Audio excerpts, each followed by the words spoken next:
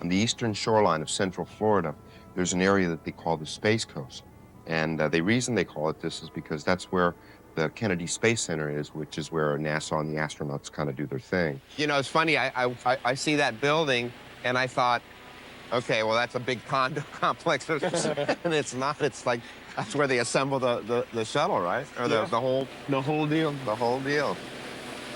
What interests us fishermen about that area is that inside of that shoreline is a series of lagoons and river systems that we fish for redfish. I guess at one time it was like one of the narrowest spits of land between the two rivers, or the two lagoons. And between the Indian River and the Mosquito Lagoon? Yeah, and they, you know, the old timers would haul their skiffs over, and they dredge the thing, and hence the name Haul Over Canal. Gotcha. The interesting thing about the Indian River Lagoon system and the Mosquito Lagoon system is that they're so far removed from places where, you know, the Atlantic Ocean can bring tidal influences into those bodies of water, that they virtually have no tides at all. There's very little change in the water level. The thing that really changes the water level there is mostly rainfall. Yeah, man, this place is like crowded with them. Let me sneak over left here.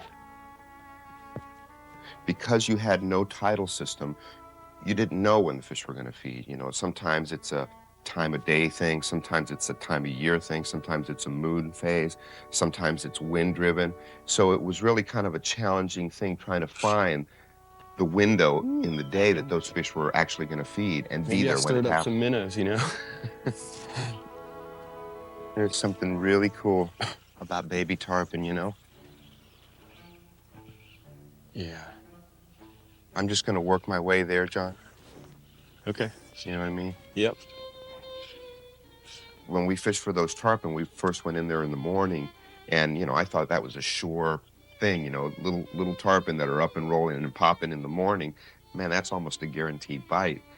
So we went in there and we started fishing around, and we threw some flies at them, and then we changed flies, and we tried different things, and we tried, you know, fishing on further down into the ditch to see if they were more concentrated. It was really, really tough to feed them. About there? Yeah, that looked very good. I'm gonna backpedal just a hair and. Oh, right through them. See them? I did. I wonder if he might have rolled on the fly. I think he kind of rolled on the butt section. Come on, you guys. It's amazing how a little thing like that can humble you, isn't it? A little thing with scales. So consistently, too. The way the tarpon were was kind of indicative with what was going on. You know, everything seemed to be a little bit off feed. It wasn't just the tarpon and you know, it wasn't just the redfish. I mean, it was just everything combined. The fish were really acting funny. Casts that you made into fish that looked like they were feeding and should have been, you know, instant bites, just didn't seem to pan out. When the Spanish fly returns, Jose Wejebe and guide John Turcot move on to the target species, redfish in Florida's Mosquito Lagoon, de camino a la pesca. Captain John Turcot has fished the waters of the Indian River and Mosquito Lagoon near Titusville, Florida since childhood. He shares his knowledge with Jose Wejebe as a site for reds. Jose, coming up the shoreline, three or four fish. Left, 10 o'clock, 9 o'clock, see the push? Yeah, I got it. I don't see the fish. So. Yeah, yep. I got it. Nice. Cast again or strip it out? Strip it out. Strip. Come on. The fish that we were primarily fishing for was redfish. And redfish are a great game fish. You know, they live in shallow water and they live around shorelines, you know, so you're fishing in really pretty areas, and you're also fishing for them in a way that's called sight fishing, where you're actually, you know, pulling a boat down a flat and you're actually looking for them in the water before you even start fishing. So, you know, it's kind of a combination of hunting and fishing. So it's a very, you know, interactive way to fish. Pow! Did you see that osprey? I did. Wow. Did he get something? No, he missed it. He sure tried. What an effort. Yeah, no kidding. Hard to look for fish when you got stuff like that going on. I know. Yeah, I keep going up and down. Right, I'm doing the same thing. Look down for a little bit. Go back to looking for the looking at the osprey. There he goes. Get him, boy. Get him. Get him. Pow! Ooh. That is so Ah. neat. I think he's having the same luck we are right now. Yeah, but he's doing it for a living. We're doing it for fun. Oh, I'll say there he is. I'm gonna point at him that way, moving left. That boil right there? Yeah, keep going left. Yeah. Shoot left hard. Shoot it. Perfect. Good. You're in line. Don't strip yet. Okay, strip now.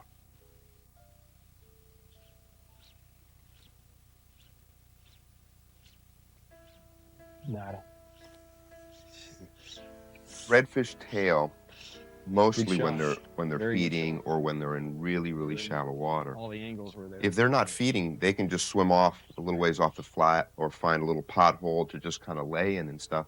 And you know, you'll never see them if you don't have light. So, you know, there's times of the day that they'll go on a feed and get up there in that shallower water and actually tail. And there's times of the day, well, they'll be in slightly deeper water and just laying there.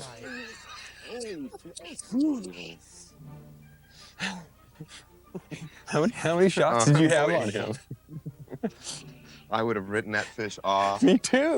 Me too. Forever. I was one eye. I had one eye still on the fish, but my other one I think was starting to go off somewhere else. I was like doing one of those Hail Mary casts, you know. The funny thing about redfish, man, they'll surprise you. It doesn't pay to give up on them. No, it doesn't. It sure if you doesn't. still see the fish, it never pays to give up on it. Just keep trying and keep trying. Right. And it's funny, you know, sometimes you feel you got it right in front of them and you got a great cast, and then other times you throw it over the top of their head and, you know, the cast you think they wouldn't bite, and they just, you know, for some reason look up and see it and go, munch. Okay. Whew, that was close quarters there. That was way to plug away at him. God, I'm so glad you did that. You know, when fishing is tough, you know, it can be a really frustrating situation where you're, you know, you feel like you're making good casts or you're making casts that had caught you fish, you know, the day before, the week before, or whatever, and you keep making these things, and it's really frustrating when you feel you're doing everything right, and the fish are just basically totally ignoring you. You know what? I'm going to savor this for just a second. Okay, okay, you do that. Me too. Let me just look at him for a little Worked hard bit. for this guy. Look at how lit up this boy is. Blue tail and all. Let's see. Right in the corner of the mouth. Right on, fish. Need this. How you doing, guy? You all right? There he goes. All right, my man. Right on, bro. He may not have been big, but he sure felt big to me. Yeah. Me too. That was great. Yeah. I was fishing with a fellow named John Turcot, and John's a wonderful guy, kind of an old Florida boy raised right here in Titusville. You can go into an area later in life and learn it well.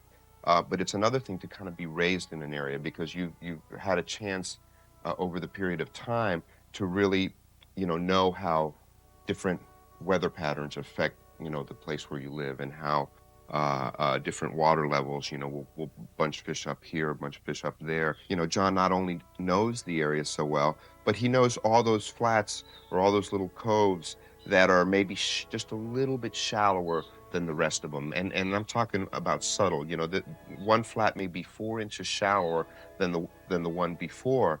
And if you know this and, you know, you have overcast skies, you say, well, look, maybe I should spend my time in these shallow flats because we can't see fish. We might have a shot at some tailing fish. And that's the kind of intimate knowledge that people who are raised in an area have.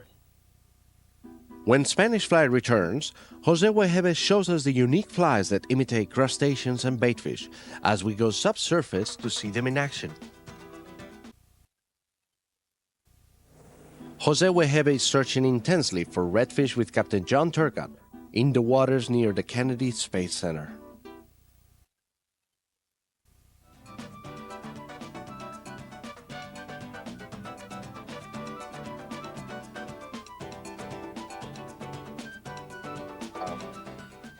Fishing for redfish requires kind of a certain types of flies and lures, just by nature of where they live. You know, they spend a lot of their time in very, very shallow estuarine environments. They do a lot of their feeding on the creatures that live there, namely crustaceans or the different species of baitfish that are there. So a lot of the flies and lures are patterned that way. Some are baitfish imitations and some are crustacean imitations. Also, because of the fact that sometimes they're in this much water and sometimes they're in this much water, you also need, different lures with different weights. One example of a crustacean pattern is this little guy right here. This is actually a fly that was designed by Tim Borski, and John Turcot actually tied this fly. When you cast it near a redfish, it'll kind of sink down this attitude because of the lead eyes. And then as you retrieve it, it'll twitch up and then sink back down. Twitch up and sink back down. Very much like a crustacean would. Most crustaceans, when they're being pursued, kind of dive down towards the bottom. There's other times when those redfish are kind of, either just sitting on the flat or they're just swimming along very slowly and every now and then darting forward and grabbing a bait fish. And then we'll kind of switch to these kind of patterns. As you can see, this is a little bait fish, little finger mullet imitation. It has nylon eyes instead of lead eyes. And what that does is this gives this fly this kind of attitude through the water, very horizontal motion.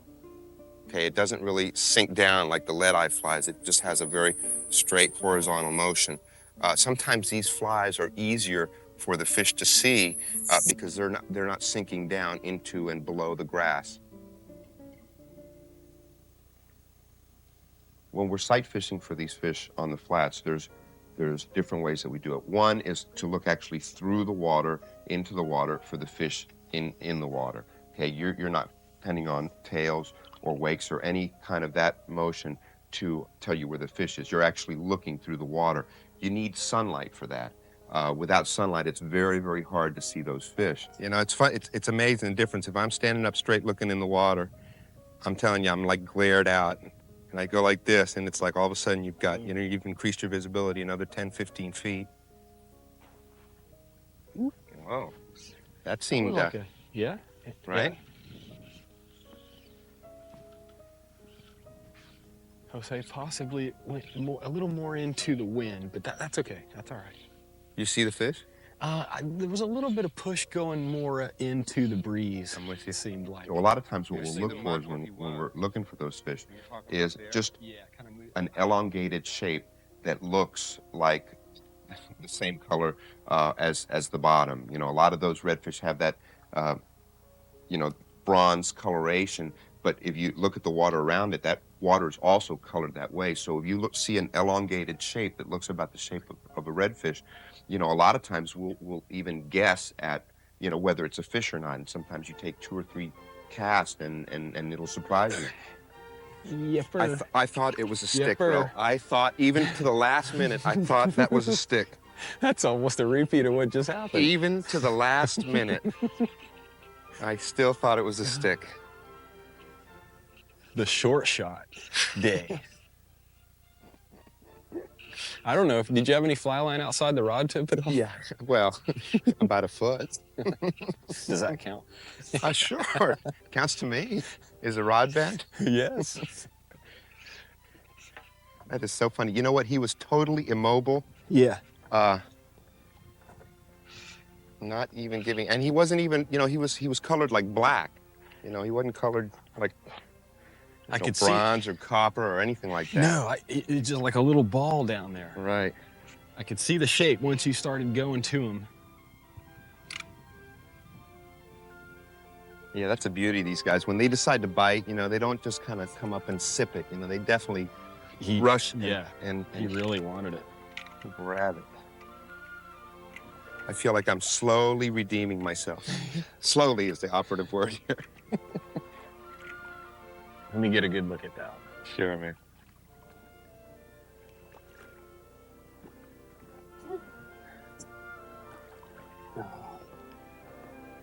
Nice coppery lagoon redfish. Beautiful. I love the tail on him. Yeah. The blue tail. Blue. Beautiful. Oh. Real pretty. Cool, man. Yep. All right. Small but pretty.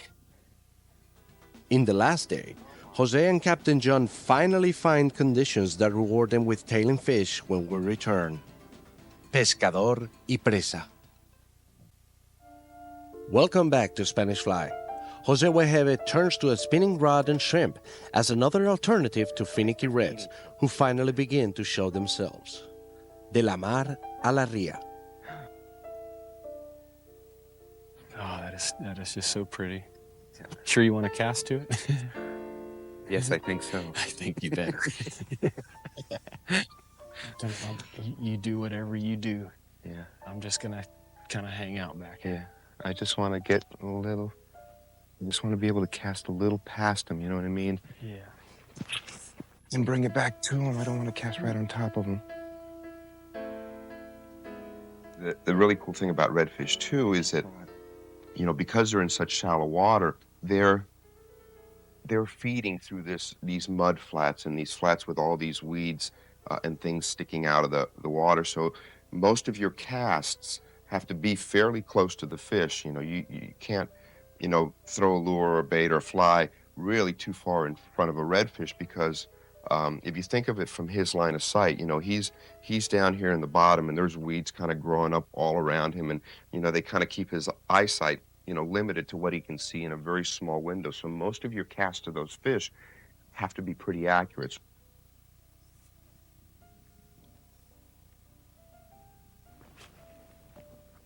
Oh, good shot. Come on, baby, come on. We went through a long stretch of really, really tough fishing, and we just kept at it, and then, you know, all of a sudden we found, you know, a few fish that were tailing, and even though we had some casts to fish and they weren't still not doing the right things and still not got a bite, we kept doing it, and sooner or later we found a couple tailing fish that just gave us, you know, that opportunity that we were looking for, and bit. Got him. All right, Jose. I love feeding them shrimp. There he goes. I love feeding them shrimp. Yeah. They were tailing so nice, too. That was beautiful. Oh, God. That was beautiful. Way to go. Well, they've been acting so freaky all morning, you know? Nice to get a positive response from somebody. Beautiful, beautiful work. There are actually two more fish. One was out there tailing still, and another one kind of swam out there.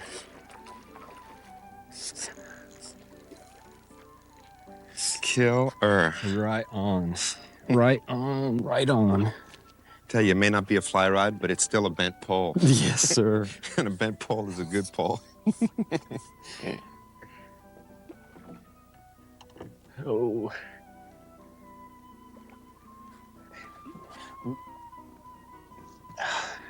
It's good to see you. Yeah, no kidding, huh? Ooh, look, your hook's just Barely. barely You're on kidding, really? Ah, nice, Jose. Cool, Nice, man. Let me get that hook out of there. Good job. You see that? It wasn't even past the barb. Just fell. It wasn't even in past the barb. Cool. Look at that, man. He's real olive. Yeah. Okay. Later, Gator. Thank you so much. Don Rojo. We like them dumb. And we like them to eat shrimp.